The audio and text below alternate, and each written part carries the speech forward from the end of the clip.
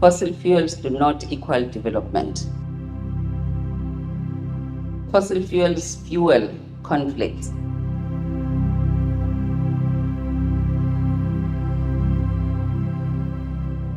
The oil and gas industry spend millions of dollars every year lobbying our politicians and on advertising and PR, where they try to paint themselves as players in society with integrity. I think for us, the power of data is really to break through the facade of the industry's PR. There's so much hypocrisy and lying that the oil industry, and we thought, we need to actually shine a really strong light on this. The first activity that we had in the field was something that we called the Price of Oil Tour, and we went on tour in the US with the son of Ken Saro-Wiwa, who had been executed 10 years earlier. They framed him for murder and they hanged him on November 10th, 1995.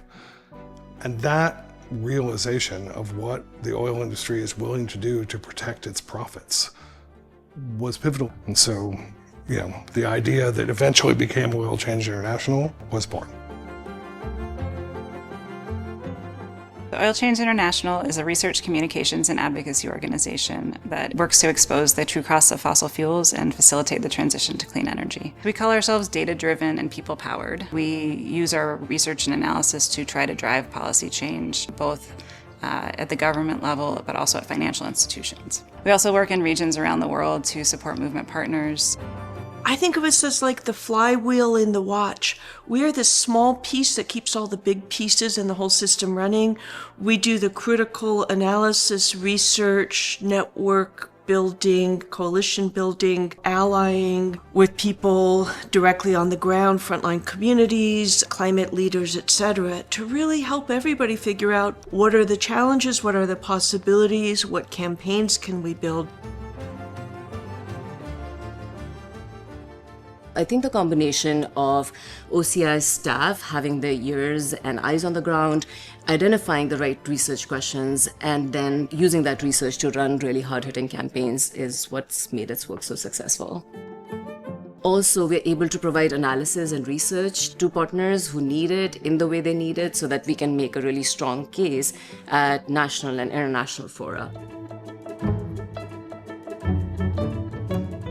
I think that looks different depending on the community and different depending on the moment. Sometimes it is strategic research that's responsive to the needs of folks on the front lines. Sometimes it's small micro grants to support communities as they're doing this work. Sometimes it is so-called nationalizing a fight and kind of bringing it to the attention of other national groups.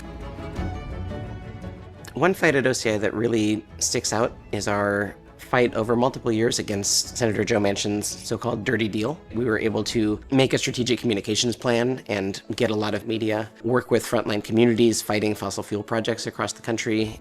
The Keystone XL pipeline was a massive pipeline from the Canadian tar sands in Alberta all the way to the Texas Gulf Coast. And the company was really using the idea of energy security as, the idea that this pipeline was so important to keep gas prices low. We looked and we were able to see that the pipeline was going to feed refineries that were primarily exporting their products. And when we were able to expose that, we were able to label the pipeline an export pipeline. That immediately changed the story and was, a big part of why the support for that pipeline declined. In the Sky's Limit Africa, it's the same message around stopping expansion of fossil fuels, but it's now focused on the impact of fossil fuels in the African continent. Only about 40% of the profits remain in the continent, so that does not support the general understanding that for economies to thrive, we need to allow the extraction of fossil fuels. The other narrative around fossil fuels is that fossil fuels are necessary for energy access in the continent. Africa continues to be energy poor despite the extraction that has been going on for over 6 decades in some countries like Nigeria. We also looked at the reality around how the fossil fuel extraction sites are conflict-ridden. Immediately there were announcements of the gas deposits in Cabo Delgado. International oil companies expressed interest. People were displaced, and that's one of the footprints or signatures of extraction. What's most exciting is how civil society held the line.